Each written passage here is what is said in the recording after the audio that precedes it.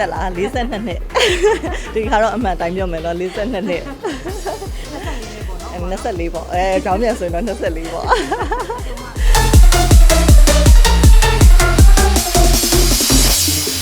တော့သူကတော့မေလေးကဟိုကလိုချင်တယ်ဒီကလိုချင်တယ်ဟောတယ်ကိုကလိုချင်လာတွေက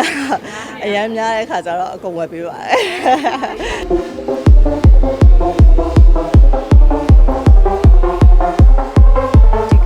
သူပြီးတဲ့လက်ဆောင်ထဲမှာတော့ဒီဆန်အလှူကိုအကြိုက်ဆုံးပေါ့ဘာလို့လဲဆိုတော့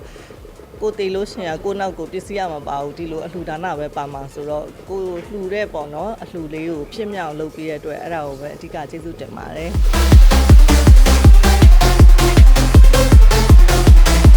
ဒီမှာဆိုတာအရန်ကိုအေးချမ်းတယ်လေပြီးတော့လူတိုင်းရဖို့မလွယ်ဘူးပစ္စည်းကလူတိုင်းဝယ်လို့ရတယ်